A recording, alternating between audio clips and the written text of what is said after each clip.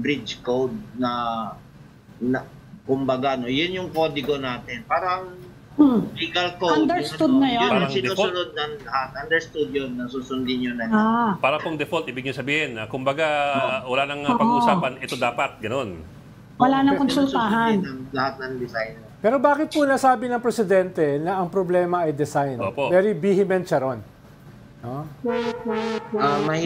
Mahirap mag-ano kasi alangan naman sabihin ko hindi siya bridge expert eh. So, definitely yan. Pero I was listening kanina dun sa interview niyo dun sa Frontline Express. Tama, sabihin niyo sa akin po kung tama intindi ko sa sinabi niyo, bali ang sinasabi po ninyo, suma total, the bridge was designed according to the specifications ng bridge code. Both nung 2015 and yung the earlier bridge code before the retrofitting, I think it was 1997. So sinasabi niyo bali, tama lang yung design as per the bridge code nung ginawa yung bridge, pero ang mali ay nasa dump truck, tama ho ba? Are you saying that ang may kasalanan talaga ay yung truck na nag-overloading? Yeah, ang truck kasi natin, ang bridge code kasi natin, nakakopya tayo sa American na code. Ang American na code is based sa kung ano ini-specify na manufacturer. So, therefore, ang mabababa lang yung axle load na ginagamit namin sa design. So much so na pwede ba ako mag-share? Hindi. Sir, medyo bilisan po natin kasi kung mag-share kayo, anyway, summary. Sa bridge sign kasi ng code, ng DPWH, sa department order nila, ang nagpapalagay sila ng load limit na 27 tons sa 10-wheeler. 27 tons. Dalawang tandem axle sa likod. Opo. Tapos gulong sa harapan. Opo. So, kung itong mga load limit nila ng mga tulay, nakabase ito sa ginagamit namin sa design ng mga load, nakabase sa American naman na code. Opo. And itong Cabagan Santa Maria Bridge, 2 lanes ito, 2 lanes to na tulay. Opo. Kung susumahin, pwedeng dalawa. Ang design namin yun, 2 truck sabay. So, 27. Yung 27 tons, pwede mong doble in 54 tons, kakayanin siya. So, sir, ang sinasabi po nyo, yung specs that were required of you dun sa design ng gobyerno, yung dinesign ninyong specs, hanggang 54 tons. 54 tons. 54 tons. Kakayanin siya. As per the specs na nirequire sa inyo ng DPWH noong 2012, 2013, tama ho ba? Yung sa bridge code, nakasunod sa bridge code. So, engineer, ay mali yung sinabi ni President Bongbong Marcos na ang problema ay design. No comment. Hindi, engineer, linawin ko lang. Kapag ganyang merong binibigay sa inyong pang-design, ang magbibigay nung specs ba DPWH, kailangan pa ba nilang sabihin na kailangan tong bridge na to kaya yung 52 tons o kailangan tong bridge na to kailangan mas mabigat na gross weight ang kakayanin? Pwede ba nilang sabihin yon na i-design nyo tong bridge na kahit mabigat na truck ang dumaan, pwede? Sino yung mauuna, kayo o yung DPWH? Actually, hindi DPWH, hindi kami. Merong bridge code na kumbaga, yun yung kodigo natin. Parang legal code. Understood na yun. Yun yung sinusunod ng lahat. Understood yun, nasusundin yun na yun. Para pong default, ibig nyo sabihin, kumbaga, wala nang pag-uusapan, ito dapat, ganun. Wala nang konsultahan. Lahat ng design. Pero bakit po nasabi ng Presidente na ang problema ay design? Opo. Very vehement siya ron. No? Mahirap mag-ano kasi alangan naman sabihin ko hindi siya bridge expert eh. So, definitely yan. Pero dati ho kasi, engineer, ang tawag, nagtatawanan sila dyan dahil ito daw yung pinaka-expensive na footbridge. Dahil for a long time, mga tao lang ang nakakadaan. Tapos pinadaan tricycle, tricycad. Tapos mga kotse. Tapos nung pinadaan na, nung inopen na sa lahat, dyan bumagsak. Ang sabi nung engineer na kausap namin a week ago, ay 110 tons yung truck. Tingnan namin yung truck. Ang 110 tons kasi ay 3 Abram tanks, no? Ang timbang. Ibig sabihin, 3 Abram tanks na magkakapatong yung bigat ng kwan na yan. ng truck na yan? Natimbang nyo ba yung truck na yan? Hindi, ang Region 2, DPWH, ang nagsukat nung yung box sa likod, dump box ang tawag yan. Yung lapad, yung haba, saka yung taas. Na-compute nila yan na more than 30 cubic meters yan. Tapos yung mga bato-bato na nakita nyo na kumuha rin sila ng sample dyan, tapos tinimbang nila, nasa 2.8 tons per cubic meter ata. Pag minultiply mo yan, lumabas sa computation nila, 85 tons yung dala ng truck. Tapos yung truck nila na 17 tons, pag pinagsama mo yung dalawa, total niyan 102 tons. So sir, you're saying basically talagang overloaded Galing sa ang truck. DPWH Region 2 yung information. Dapat hindi lang DPWH ang mag-imbestiga niyan kasi magiging bias. Siyempre, ipipilit nilang hindi yung tulay ang problema. Ipipilit nila na overloading para hindi sila masisi. Wala kang secondary lang ang information. So ano yung po, nadidinig ko rin lang o napapanood ko rin lang sa balita. so ano po mangyayari dyan? Kung sinisisi kayo ng pinakamataas na opisyal ng bansa, anong mangyayari dyan? Kayo ba yung kakasuhan? Yung truck ba ang kakasuhan? Ano bang kasuhan dyan? O baka lalabas dyan na may kasalanan si Zelensky? Oh no! Yeah, si Putin yan. Kasalanan yung Putin yan. Hindi. Kidding aside, yung mga ganitong pag nagpo-collapse, para bang plano nag-crash. Mag-investigation ka. Dapat may forensic engineering investigation ito. Bakit ito yung bumagsak? Kung susundan pa natin yung sinabi ni Senator Kiko Pimentel, bakit mula Sige, Kiko Pangilinan, hindi Kiko Pimentel. 2022, 6 na yung tulay na bumagsak dyan sa mga overloaded na truck. Dapat imbestigahan, sabi niya, imbestigahan daw ng Senado. Dapat i-forensic bago magbitaw ng statement. At base dapat siya. Si Coco Pimentel ho pala yung gusto magpa-imbestiga, hindi si Kiko Pangilinan. Nalito na tayo doon sa Kiko Pimentel. Sa resulta ng forensic engineering investigation. So engineer, hindi yan problema ng Engineer, pwede bang sabihin sa inyo ng DPWH, pwede bang imbis na yung default default design niyo, specs niyo, pwede bang i-fortify yung bridge niyo para makayanan yung 102 tons na truck? Kasi may nakikita naman kami mga bridge na built for that kind of yung ganong tonelada. Pwede bang sabihin yung sa inyo ng DPWH, pagkakontrata sa inyo, i-design nyo ako ng ganitong bridge na kaya tong ganitong weight. Pwede ba nila sabihin yon? Actually, in one sense, ginagawa nila yun. Kasi ngayon, ang mga major highways nila, 4 lanes.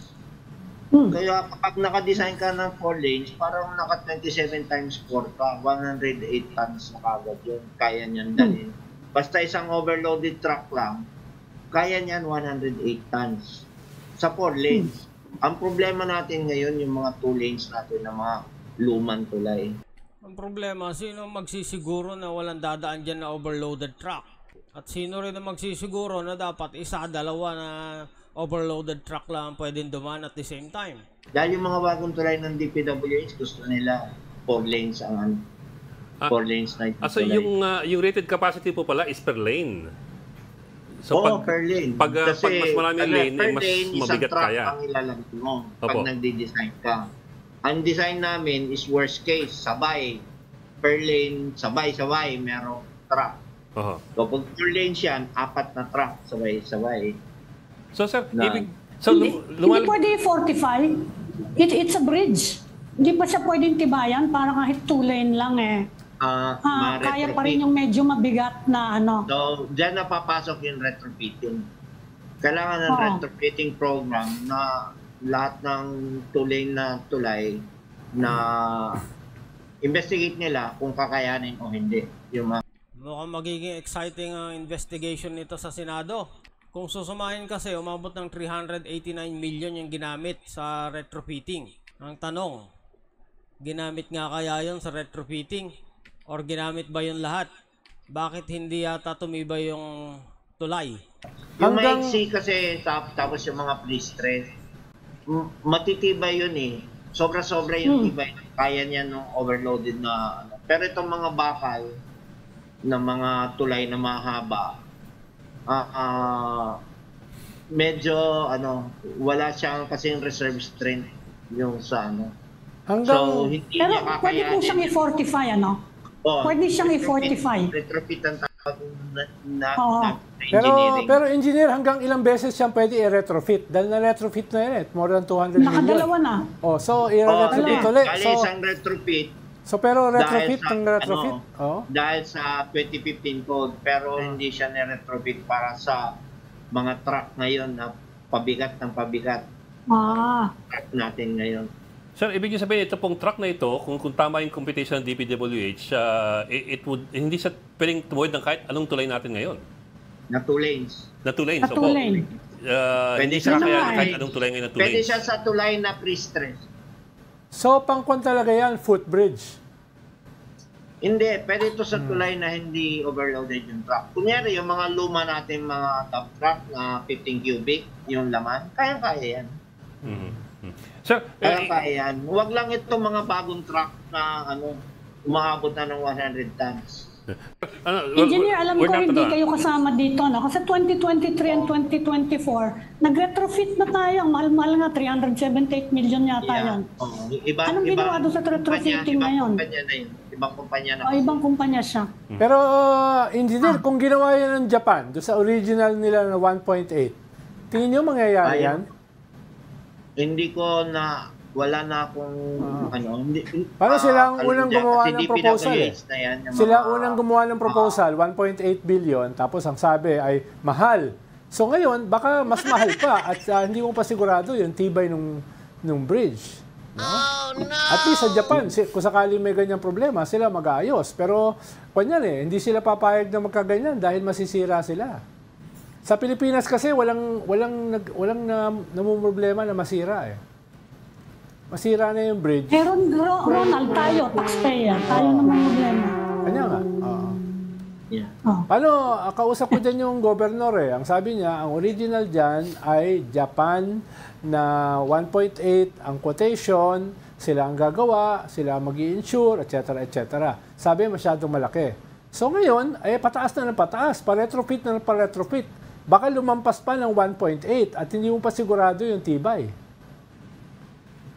Engineer, sa tingin nyo, kasi you're talking about new generation trucks eh.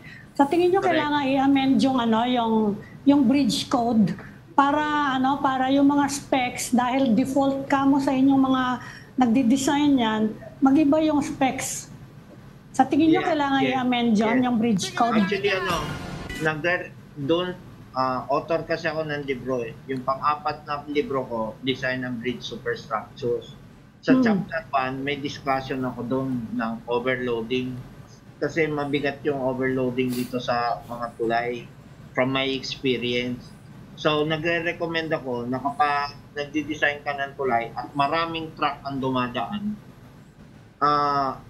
gumamit ka ng overload factor. Kasi ang nakalagay naman sa code, minimum lang yun. Wala naman nagbabawal sa'yo na pasobrahan. So, from my experience, nagre-recommend ako na sana na yun ng designer.